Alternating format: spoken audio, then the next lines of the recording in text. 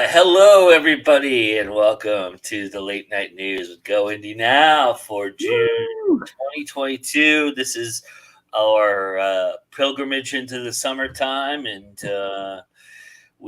as customary, as we've done over the last two quarters, we do a little Q&A, little AUA, AMA sounds so much better, but Yeah, it's not me, it's us. So us. Yeah. anyway, but yeah, and by us I mean I'm Joe Compton, and this is I'm Venessa Giunta, and this is my book. Yay. It's Friday night, y'all. I don't have to think, right?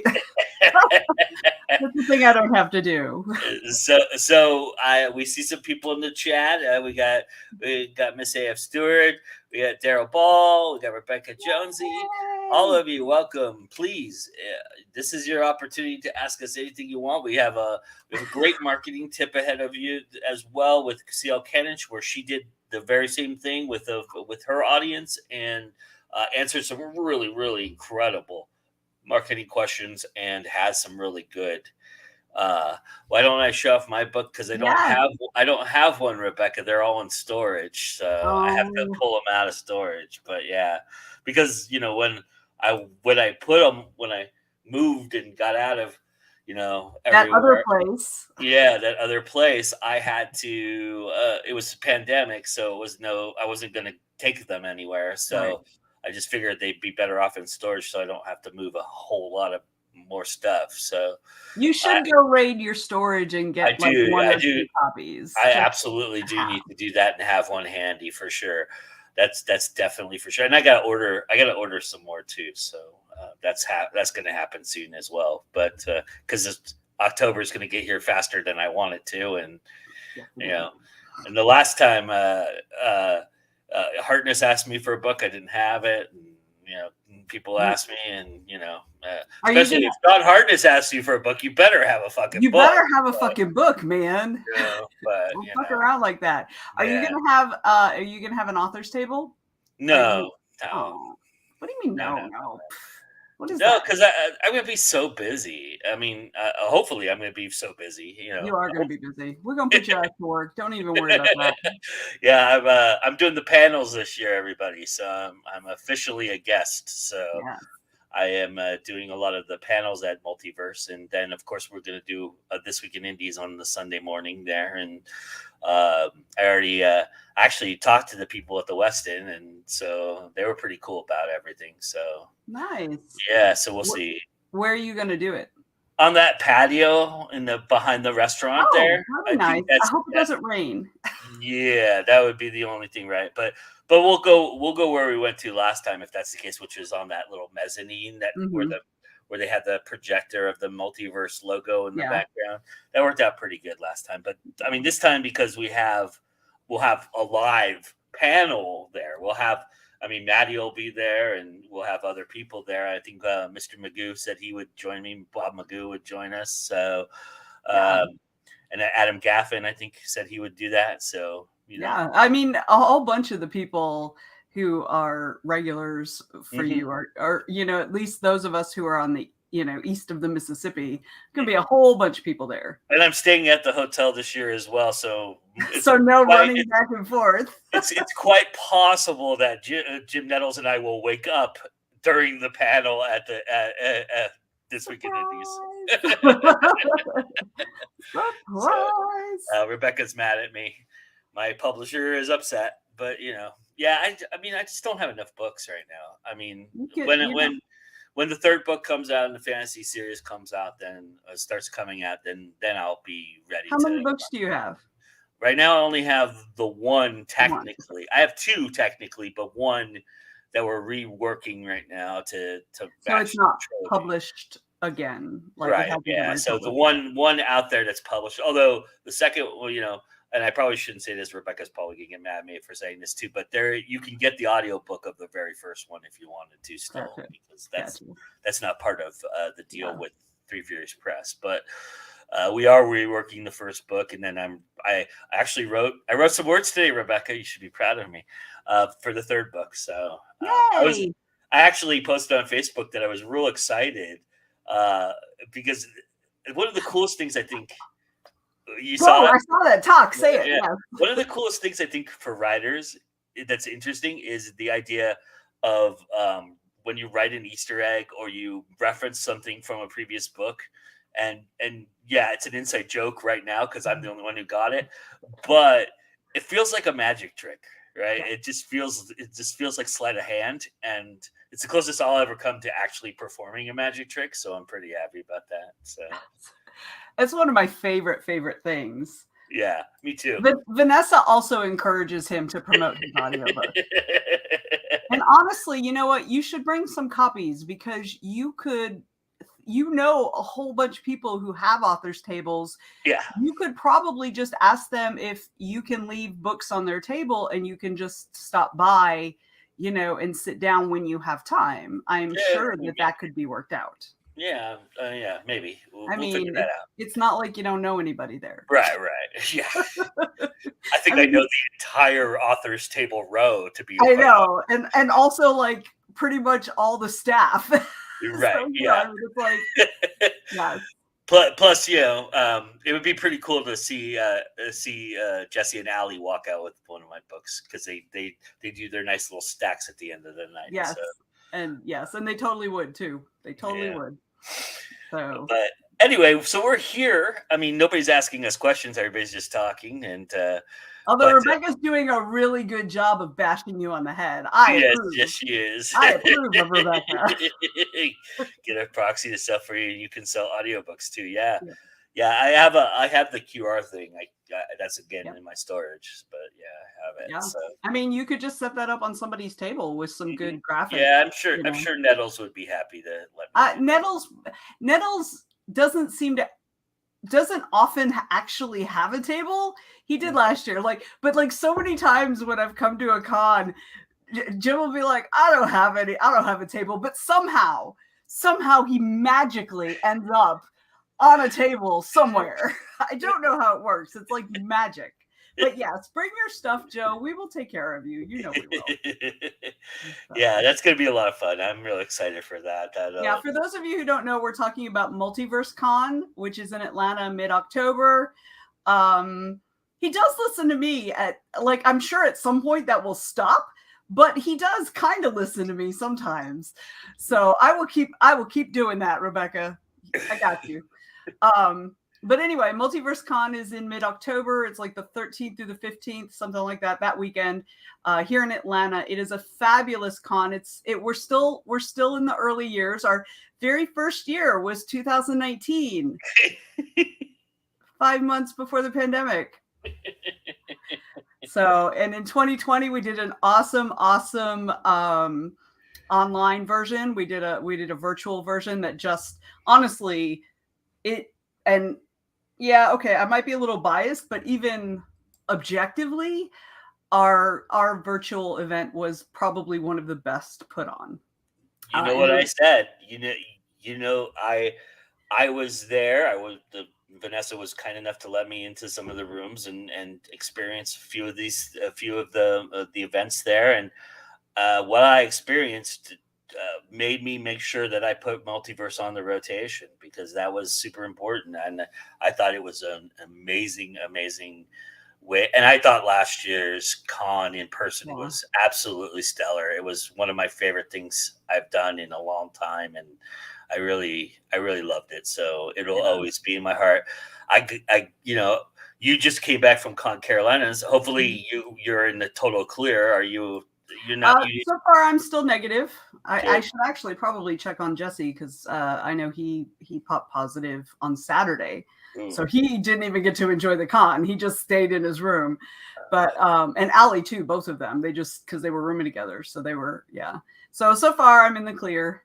Can I go back to Multiverse for a second? Sure. Please. So one of the things about Multiverse is it's super inclusive. It's very much about embracing fandom the way fandom is, so it's very diverse. We've got diversity on staff, racial diversity, LGBTQ folks. We've got cultural diversity, all kinds of stuff. So we've tried to build that directly into Multiverse. You'll never have to go to a specific room for the diversity panel because it's everywhere. Yep. But this year, I'm not sure if I'm supposed to say it, but I don't care. I'm going to say it anyway. This year, any exclusive? Yeah, this year we actually have, and I think we're the first con who's ever done this. I could be wrong, but I think, as far as I know, we actually have a mental health professional. Hello. We actually have a mental health professional on staff for if people are feeling, if there's any kind of, issue, any conflicts, to help de-escalate and work things out. If there's, if somebody is just in crisis, we will have someone there who is on staff with the con, who is a mental health professional. That's what we. Wow, that's awesome. So she's going to be there the whole weekend. She's fabulous. I adore her. So I'm super excited about that. Yeah. I hope we don't need her, but I would much rather have her and not need her than need her and not have her. Absolutely. Yeah, for sure. So, that's awesome. That's fantastic. That's pretty cool. I mean, Multiverse does a lot of things that I hadn't seen before, and I've been to a lot of cons. So here's something funny. You know how we have a quiet room? So we have a quiet room that's set aside for people, like people who just there's a lot of things going on. So you can get really overstimulated, and not everybody is able to get a room at the hotel or whatever. Or maybe you've got little kids and they need to get away from the crowd or whatever, just to settle them down. But we actually have a quiet room. At Con Carolinas, they had a quiet room this year. So I was like, yes, that's awesome. Awesome. We are trendsetters. But also, it's like, I really like that they took that step to take care of people, because that's what it's about. It's about taking care of people. So anyway, I also love Multiverse, if that wasn't clear. Yeah. So we don't have any questions out there. Again, everybody who's out there, please feel free to put a question in there. We'd love to answer any questions. Y'all are really missing an excellent opportunity.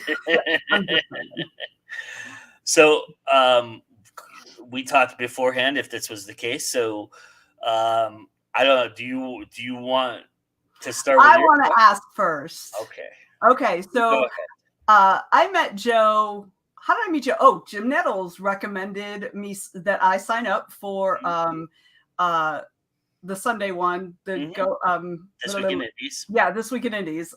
I can't keep your show straight. We already know that. So I signed up, and then it was like, hey, feel free to join the Facebook group. I was like, okay, join the Facebook group. And that's kind of how we connected. And then I talked a little bit about the writing tribe that I run on Facebook. But I never got any kind of origin story. Like what was your impetus to start the Go Indie Now network? And what made you make it more than just like a single show to where it is actually a network? Mm-hmm. So I'm interested in that story. Will you tell me that? Tell me a story, Daddy Joe. All right. So as you know, I was a filmmaker for a very long time, and then I became an indie author as well. And I actually worked in the music industry for a little bit as well. And all of those kind of worlds, because I was trying to find my creative energy in space. And all those worlds all kind of had a similar feel to them, except the indie author community just right off the bat embraced me wholeheartedly. And it was just such a loving and beautiful environment. And I said to myself, I have all these friends who are filmmakers, all these friends that are artists of some sort, whether they're musicians or not. And a lot of them cross over. A lot of them do this, do the authoring thing. A lot of them do authors do comic books and films and all that sort. I mean, we know we have mutual friends that are both filmmakers and authors and all of that. And so I wanted a place. I was just kind of selfishly wanting a place where everybody could gather and talk, and we could just feel the creative energy, because something that happened I gave once I came back from Hollywood, I gave up on the creative dream. I decided creatively I was done. I was spent. I didn't want to do any of it. And what had happened was I met my now ex-wife, and we were dating, and she had never seen that side of me. She had never known. I mean, I told her and everything, and then, but she had never seen that. And we ended up going to Denver, where I started my filmmaking career, and all my actor friends were all there. All my filmmaking friends were there, and they threw a party for us the first night. And it was like she had like seen the real Joe. She had never seen me before, and so she was like, "This is you. This is the guy."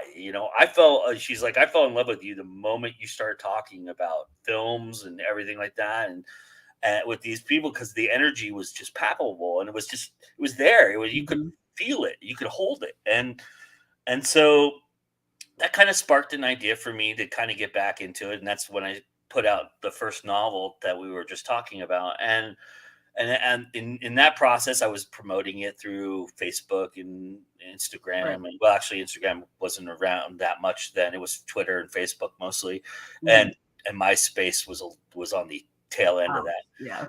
But we were doing that, and I was doing that, and I wanted to do a podcast just like everybody else was doing, because I thought I would be good at that because I've had conversations, and I thought, well, these conversations would be cool if other people saw them, Yeah. and but then I couldn't just do that. I couldn't just do that. It 'Cause just you're Joe Compton, so of course. well, so I decided I was gonna make it like a variety show. I really love like these variety shows where they have like interviews, and then they show a trailer or a music video, Mhm. and Yeah.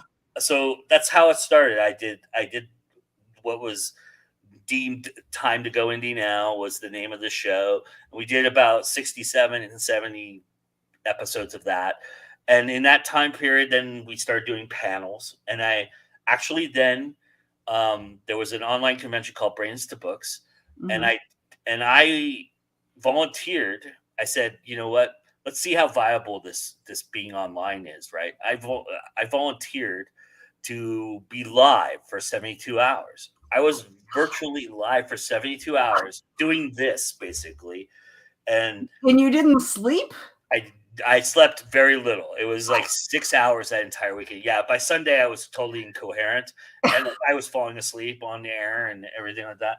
Um, if you can dig deep enough, you'll find those videos. But Totally. um, but uh, yeah, so and then I got all this. I got all these people to subscribe to the channel, and then said, well, one show is not good enough. So I started doing the panel shows. I did the live panels, and then those turned into something. And then I started to got ideas for other shows, and I said, well, let's do this. Let's see how this goes, and maybe we can make this into because I've seen other YouTube channels like Nerdist and Mhm. channels that I really followed a lot do this kind of model, and so I just embraced it and did it, and that's how Go Indie Now became Go Indie Now, and now it can't stop, and I don't sleep even now. So You learned that you don't really need sleep. yeah, but yeah, so that's how that started. So Nice. we'll get to the origin story of the Writing Okay. Tribe, 'Cause um, we have questions. and then Ooh. Nita says, "What is your favorite snack?" You can never go wrong. You can never go wrong with me with baked goods. Like if you want me to be your friend, you offer me baked goods and we are buds. That's Mhm. my it like I don't have a specific there are things I like better and things that I don't like as much, but it honestly it doesn't really matter. Yeah, I'm the polar opposite. I'm the Mhm. absolute. I'm not a sweets guy at all. I don't like I wish sweets I that was not. much. I wish I was I not. love savory snacks. M- to be quite frank, probably my favorite snack is Cheetos, but I don't like when that shit gets on my fingers and stuff like That's that. my favorite part of eating Cheetos. I don't like it. I It's don't. It so bothers. weird. It gets under my fingernails, and it doesn't. It bothers Favorite me. part because then you go. Yeah, I don't like chewing on my hands. It's weird. It's just a weird thing. So, but I just love the taste of. I love when they came out with the burnt Cheez-Its, I thought that was fucking fantastic. Those are Burnt cheeses. yeah, they have like toasted Cheez-Its where they toast them like really like well done, and they have like little burn marks on them and The everything. only thing I like burnt are marshmallows. That's it. Do you know they have those? They actually have like these. I have, Shut up. Do they? I'm serious. They hook to your hands, and you use Cheetos that way? yeah, you use Cheetos. Like I swear to God, it was on one of the Discords I'm on a few weeks ago. We've got like a food and drink channel, and people go insane for that kind of stuff. So I also dig a good beef jerky. I don't know. I like I can't chewing do on hide, you know. But yeah. Otherwise, but yeah, those are my favorite snacks. So Rebecca said she thought of a question. How was the turnout at the con? Are you talking about Multiverse? Multiverse. I'm gonna guess. Multiverse is a smaller con, so they cap the registration. Well, we don't really have a cap though, but we, like we were just starting. Mm-hmm. We don't really have a cap right now, as far as I know, because we just started out in 2019, and we had a good couple hundred people there, so that was good for a first year. But then the pandemic came, right? And so then last year we were down. We were really down. So we're hoping this year it's going to be up again. So we're still getting our legs. I mean, the con itself is solid. Like, we are solid. And actually this year we're also adding an art track. We're adding an art track this year. Yeah, that was something that Ali talked about when I interviewed them. That was what they were looking at. That was the one thing that they were really looking at. And then, but Jesse did mention that he doesn't want it to be too big, Right? No, we don't. But we're not. I don't think we're at any point of capping it. Cap is probably the wrong term, but it is intimate. It stays intimate, and that's. Hey, Maddie. Hi, Maddie. Yeah, we don't want. I mean, we would never want to be Dragon Con size, because she's in Atlanta. Rebecca. I'm in Atlanta. Yes, I don't know where you are, Rebecca. She's in North Carolina. Oh, we're not far from each other. I was just in North Carolina last weekend. We're not far from each other. You were very close. You were very close to one another, actually. I believe that. Yeah, I believe that. Rebecca, you should come out to Multiverse. It'd be cool. And actually, last year, so I don't know if you knew this or not, but after Multiverse last year, Katie and I drove. Oh, is that who you went to visit? Yeah. Awesome. Rebecca was one of the people we definitely needed to see. So we spent some time together, and that was awesome. Yeah, it's amazing. That's the thing that's weird, right? It's like we see each other, we know each other, we're friends and everything. But the moment we met, it was like, it's like that was just amazing, right? It was just so different, and it's so cool. I had that at Con Carolinas last week, and there were a couple people from the tribe who I'd never met in person. They were there. I was like, oh my God, you're in 3D. Oh my God. There you go. Yes. So Venessa lives on the outskirts of Atlanta. I live on the west side of Atlanta. Yeah. Over by Katie lives right almost near downtown. So. Yeah. Well, I'm literally 12 minutes from downtown because I'm right off of 20. So, yes. Katie is tiny. Katie was like, when I didn't meet Katie until when did she get in Saturday? Yeah. She is way tinier than I envisioned her. So I just want to put her in my pocket. So, yeah. Yeah. Well, not dead center, but yeah, close enough. Yeah, I'm literally like, because I'm right off the highway. I'm right across the highway from Six Flags. So it takes. I'm sorry. Go ahead. It takes me like 3 minutes to get to the highway, and then I can be downtown if there's no traffic. And 20 is the easiest highway in Atlanta. If there's no traffic, I can be downtown in like 10 minutes. Yeah, I mean, Atlanta it's not that. It's pretty condensed right there. Yeah, it's pretty condensed, but it takes a long time to drive. Like, if I could fly like a crow, I would be. It would There's be. a whole other reason for that, though. Yes. It's not. It's not because the highways are bad. It's because the people on the highways. Yes. Well, people. Yeah, It's people. What do you want? No, but I'm so used to driving in Atlanta, it doesn't even I phase know. me. It doesn't even God phase me damn, anymore. going to that airport is the worst. It's Well, the absolutely. thing is, you just have to know there are multiple ways to go, so you have to know which way is best at what time of day. So, yeah. But Yeah, yeah, it's I have nightmares about like cars just weaving 7 lanes across and back and it's forth. Atlanta. I Yeah. mean, come on. Some of us actually put our turn signal on, so you should be. Wow, I didn't see one turn signal while Well, I you was know there. why? You know why? It's because that's an excellent point, Rebecca. That's an excellent point.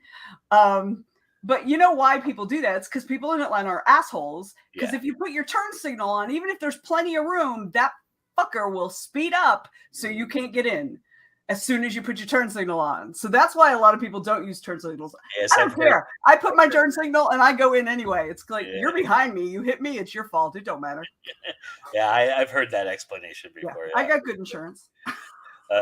Well, we're getting a crowd here, so again, Woo. I'll reiterate that. Hey, if you have a question for us, any question, it doesn't have to be right or related. But we just answered our favorite snacks, so I mean, yeah, any question, we're welcome.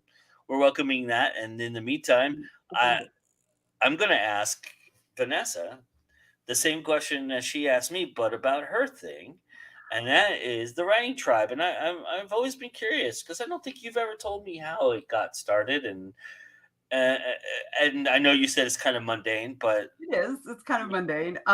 So the Writing Tribe is a writerly support group that I run here on, well, not here, but I run on Facebook. And we just, it's just about supporting each other. It's not about critiquing each other's stories, although you can critique each other's stories. It's not, it's not about any of those specific things. It's just about surrounding yourself with writers and stuff. And a big part of why I started that. So I went to Seton Hill University for my MFA, which is, at least at the time, and I maybe still, I'm not sure, was the only it was the only MFA program in the country that was about commercial fiction. It was about genre fiction. Not, we didn't study Hemingway, we studied Stephen King, we didn't study Faulkner, we studied Agatha Christie, so it was really about genre fiction. And it's a really tight community, and you're like going through the fire of this MFA program together, and it was just the camaraderie and the helping each other out and stuff like that. It was something that I loved. And then of course when I graduated, we still had the alumni association and we still got together once a year and stuff like that. But obviously it wasn't the same because everybody's kind of scattered around and nobody's forcing you to, interact with each other or whatever in online classes and discussion groups and things like that. So I wanted to kind of recreate that a little bit, but I didn't want it to be about, again, I didn't want it to be about the work you're doing, I didn't want it to be about the work. I wanted it to be about the writers, if that makes sense. And I started it, I guess maybe 4.5, almost 5 years ago now, I think, something like that. And there were, I love it too, Maddie. So it started, and there were just really, I just reached out to some people. I was like, will you be part of my group? Because I don't want to be in there by myself. But also I've tried to really grow it organically. I don't do ads for it. I'll sometimes put stuff out on Twitter. Every couple of days, I'll just put something out there. If you haven't found your writing tribe, come check us out. And I'll do it on my my Facebook page. But I don't do big advertising kind of things. I don't do any kind of Facebook ads or Twitter ads or anything like that because I'm a bit of a control freak. And I want a certain little I want a certain quality of person. It doesn't have to be. The thing about the writing tribe that I love is that everyone is kind of just accepted, and it doesn't matter where you are on your journey. We have people who are just starting out Thank you. People who are just starting out, who literally are like working on their very first story they've ever put on paper or screen ever.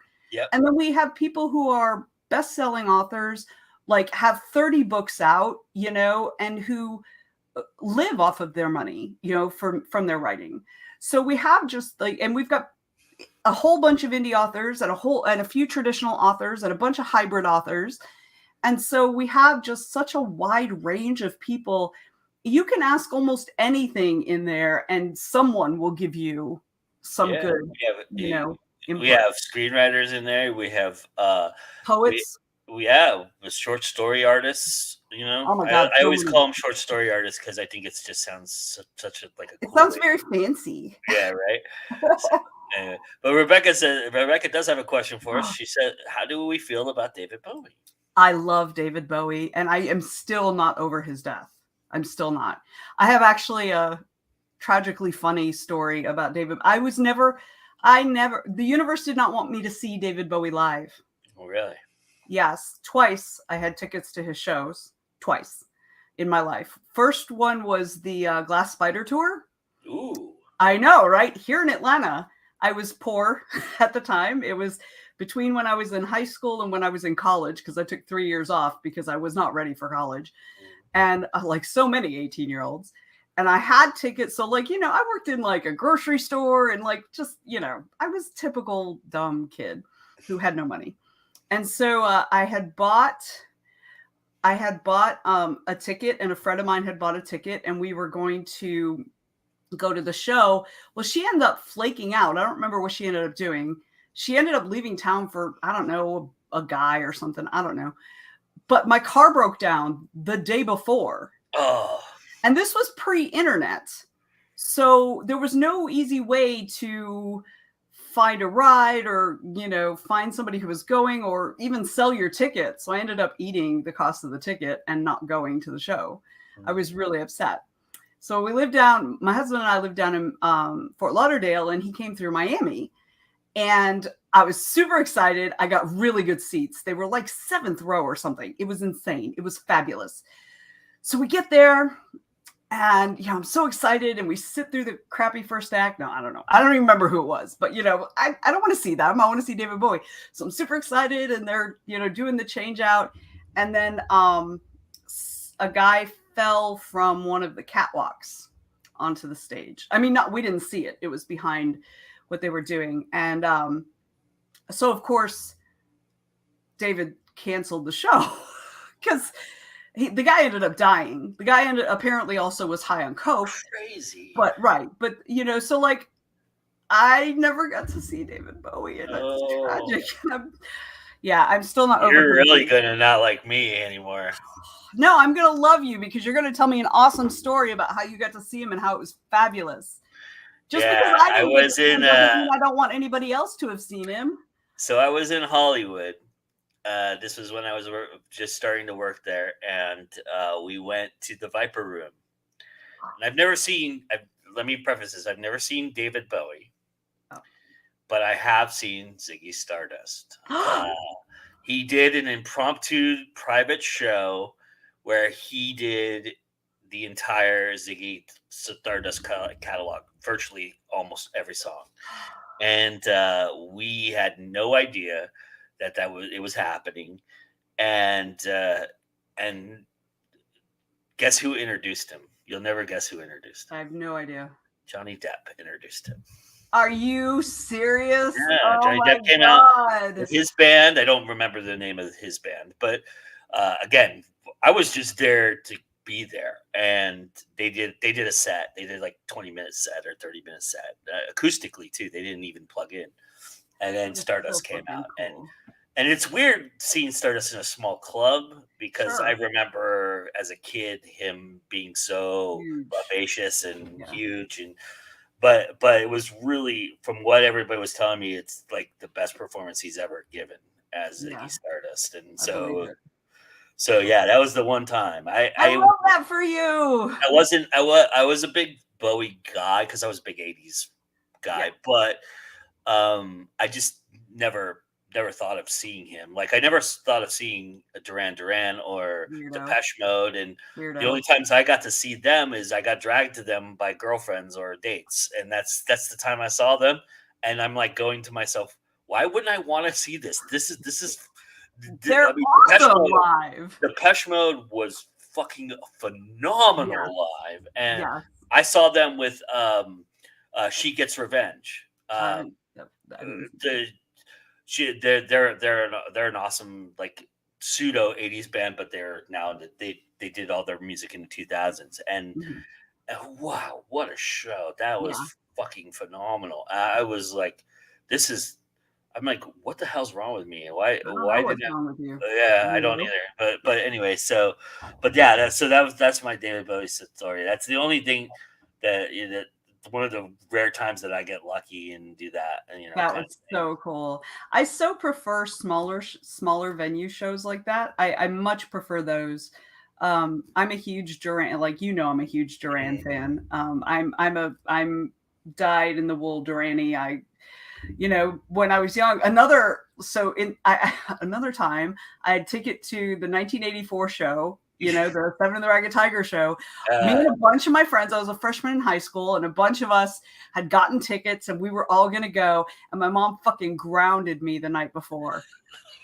I don't even remember. She said and she wouldn't let me go to the concert. I had to sell my ticket to another friend who couldn't get one. oh, I was so mad. Like literally, to this day, I tell her, I have no idea what lesson you meant for me to learn, but the only thing I remember is you would not let me go see them, and then two of the members left, and I didn't get to see them. I did eventually get to see them, but because then when I got older, I had disposable income.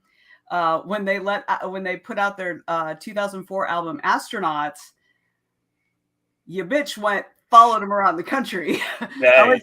I went to 11 shows in, I think, 8 states.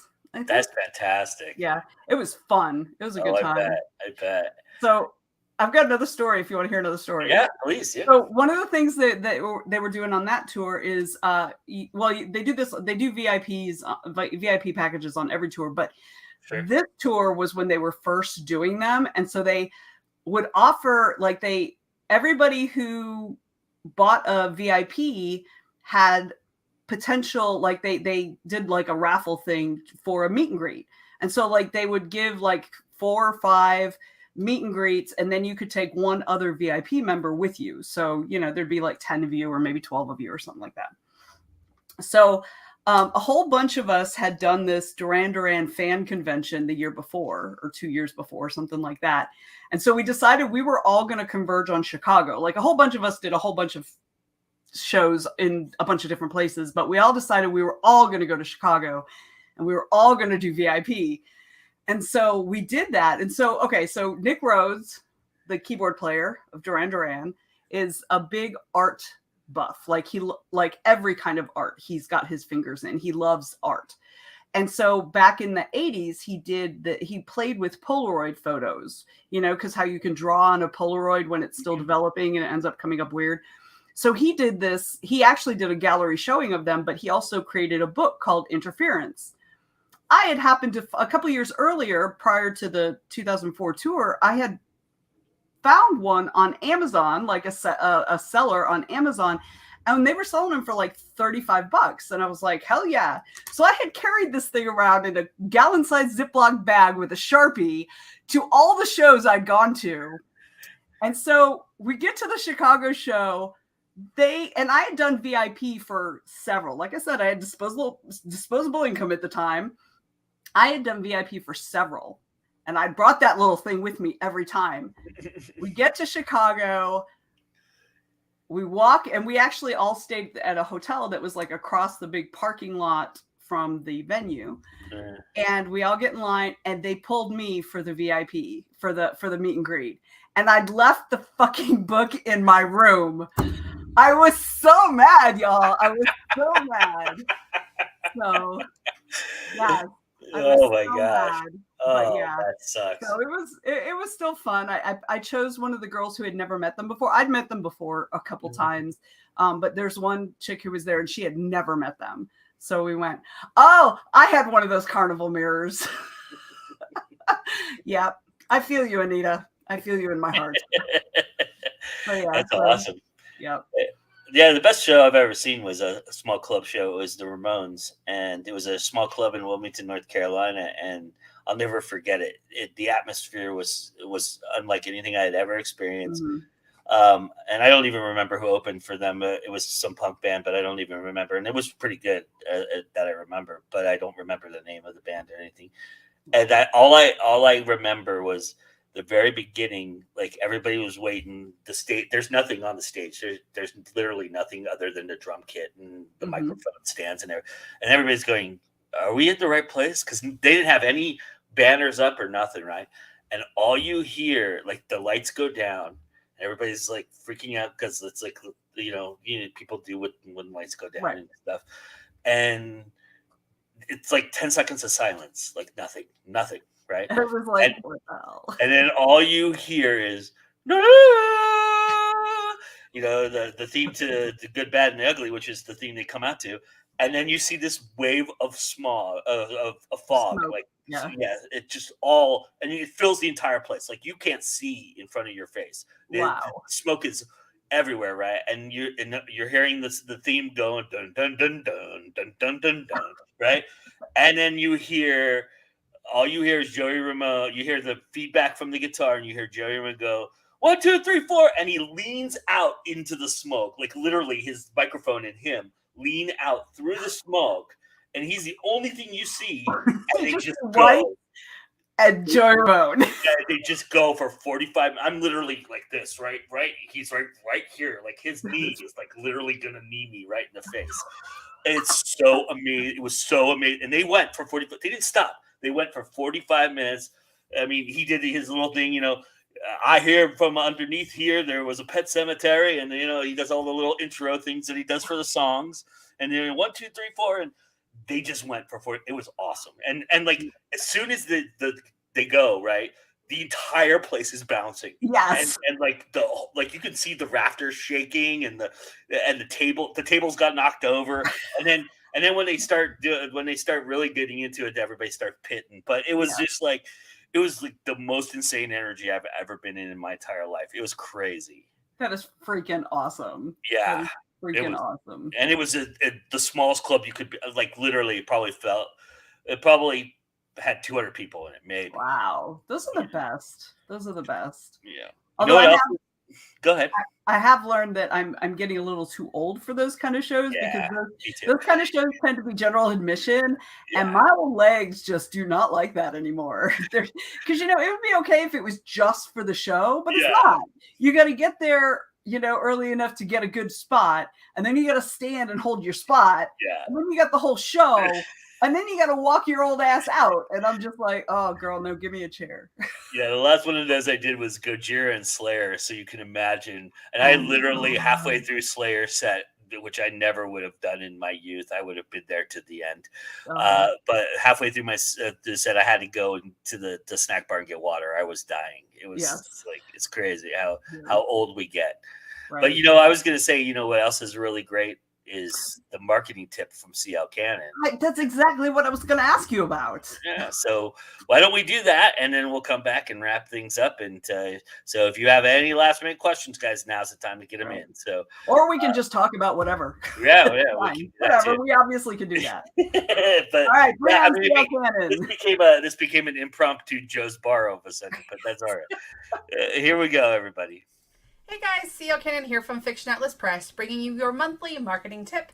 And this month we have an Ask Me Anything.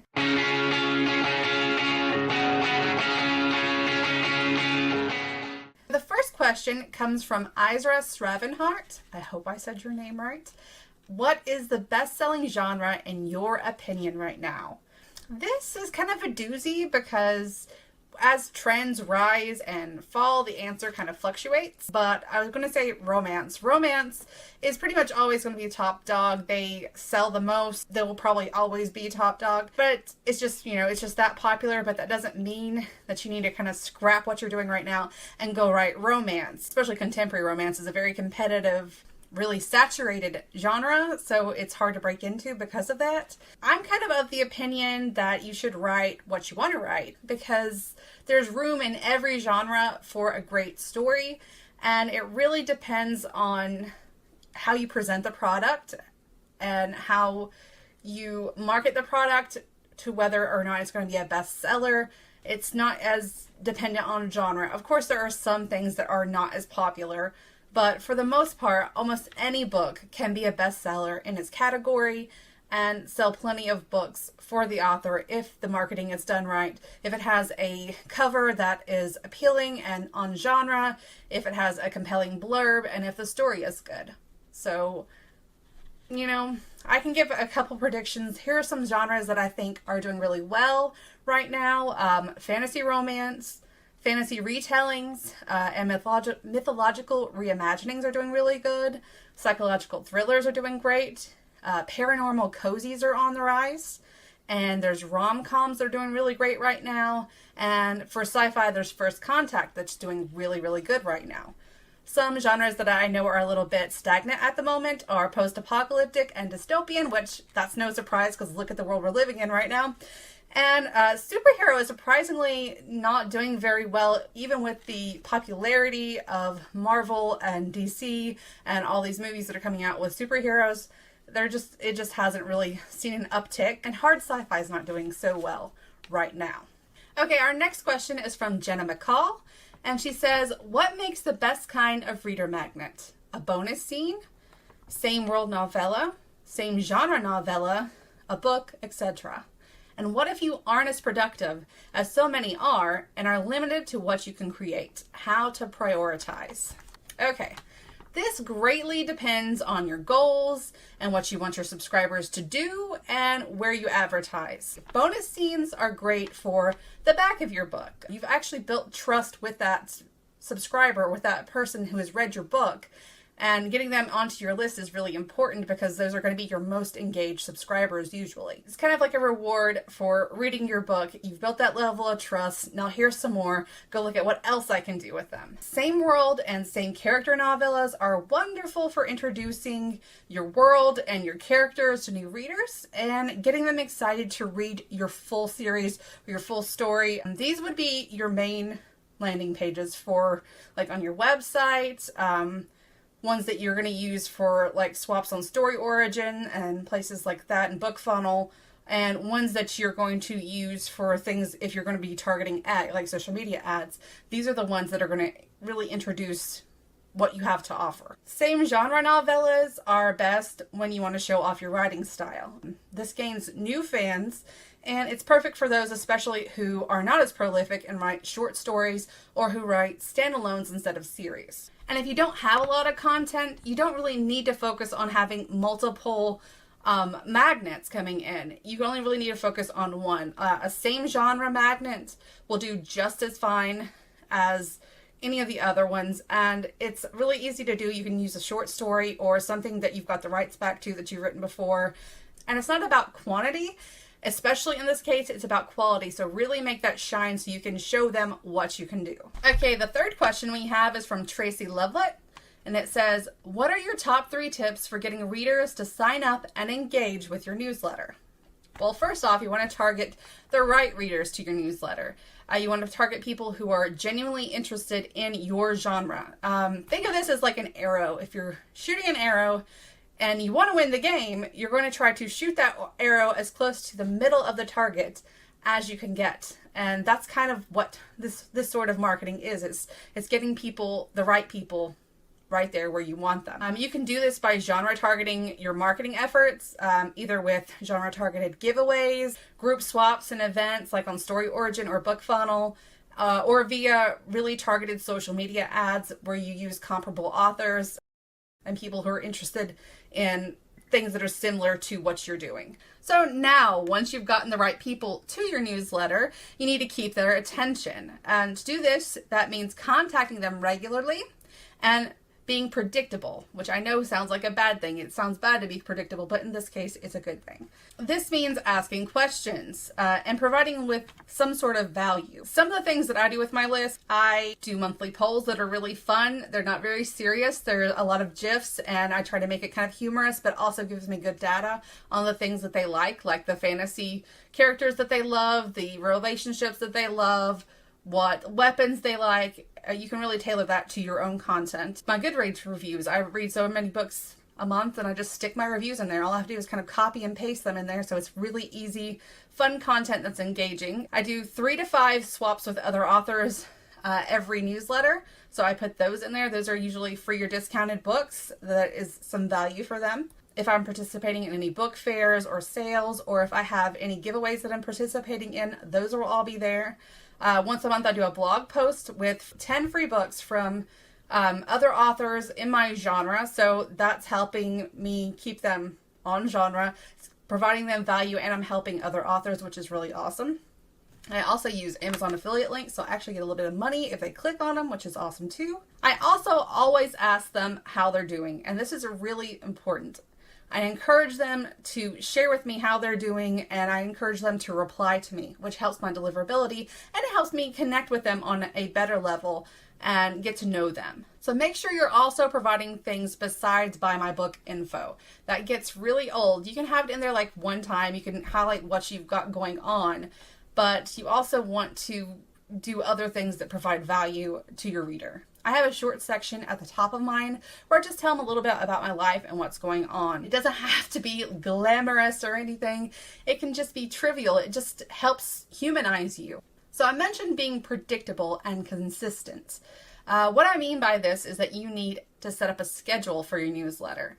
You need to be sending it at least once every 30 days to keep your deliverability rate at an optimal level, and so that people don't forget about you.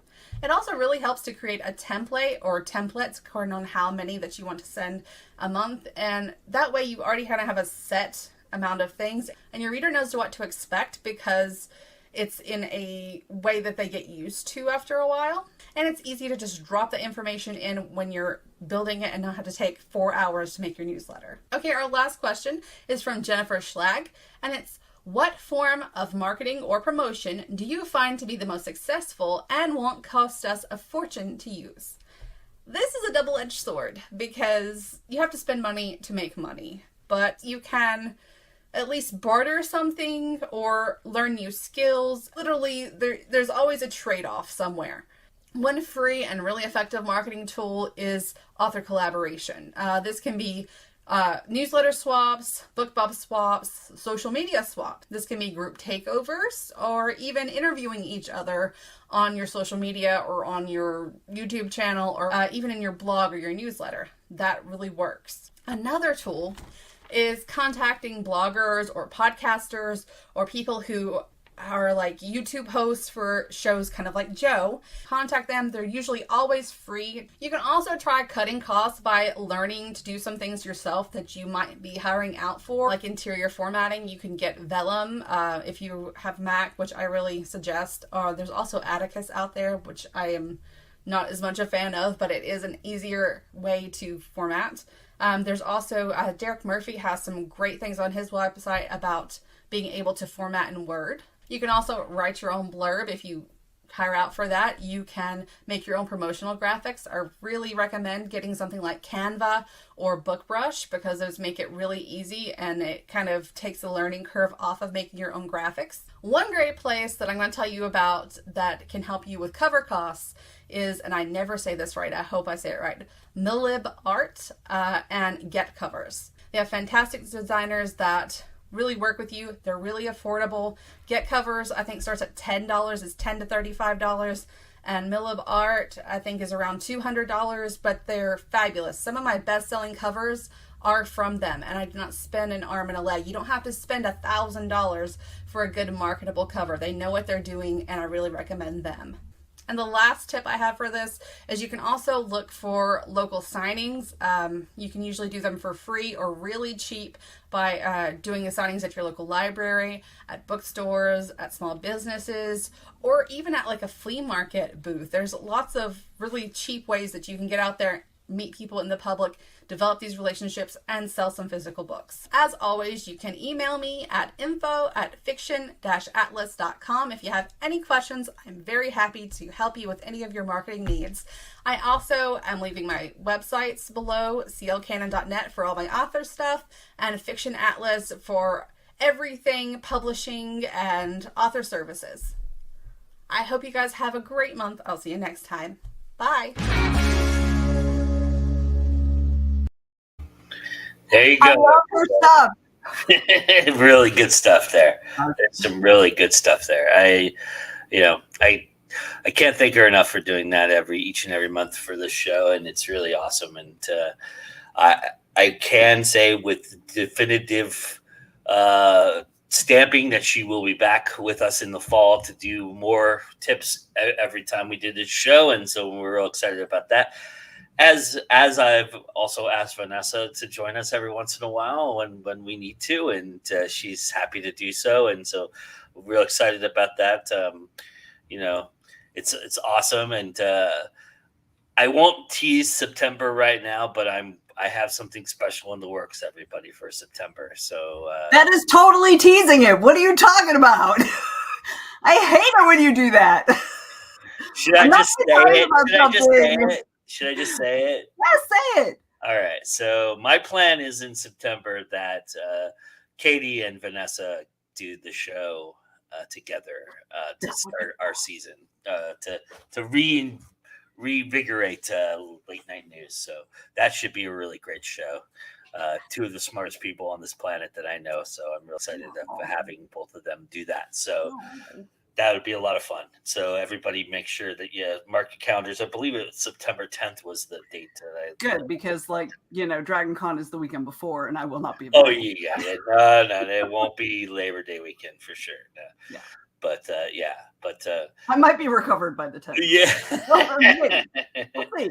Yeah, we'll see. But that's the plan right now, and then we'll move forward from there. But yeah, so I mean that's pretty much the idea behind everything we're doing, and we've got still a lot of programming to go. A lot of 3-act structure episodes. I just released for everybody out there. Just released a Words That Kill episode with Bram Stoker nominee. It's like saying Academy Award nominee. You have to every time you say their name, you have to say Bram Stoker nominee. Mercedes Yardley. Stoker. I don't think you have to put Bram in there. I think it's just Stoker. Stoker Award nominee, yes. Mercedes M. Yardley. And that was an incredible conversation. I got lost in it several times and forgot that I was editing it. That's a good show. Like you can do that with your stories too. When you're reading to edit and then you forget that you need to be editing. I totally get it. Well, Anita does such a great job with that show. It's very easy to get lost. Yay, Anita! So everybody go check that out. That's up right now. And I just put that up this morning. And then we've got more shows coming. And we got This Week in Indies on Sunday. And we're going to get a little teaser from Lily Lucchese, who's going to read from the latest Paige Papillon book, which, if you don't know, is an awesome cozy mystery series. And she was a great guest. She was really great. So it's going to be a really, really good last month and a half here. And then we take a little, hiatus for the summer, August, September-ish, come back in the beginning of September, and we've got a lot of great stuff ahead. Oh, there's Indie Mayhem playoffs as well. So, they just did the first semifinal, which somebody in the chat won. Spoiler alert. But if you haven't seen it by now, I don't care. I don't care. I was a loser. I was a loser in my episode. I'm not funny like that. I'm funny with witty comebacks to stuff, but I'm not funny with answering questions because I'm too literal. I actually answer the question for real, not for funny. So. I think a lot of people have had to make that adjustment, but yeah. I didn't even do the show, so there was a thought that I would be on the first season, but I didn't. You should. Didn't get around to it, so I'll be on it eventually. It's not a big deal. But that being said, Yeah, this Anita says she was a double loser. So That's right. Good job, Anita. I'm with you. But Loser Club. yeah, we've got a lot of great stuff ahead. So I'm real excited for the future of this network and what we're doing and everything that we are doing. Please go check us out. And like it says below, smash the like button, subscribe, and comment. We really appreciate all of that. You know, this was, as always, this is a fun conversation. I mean, Vanessa and I could probably go for another 6 hours, but you know, it's time. And what time is that, Vanessa? It is always time to go indie now. That's right. Bye, everybody.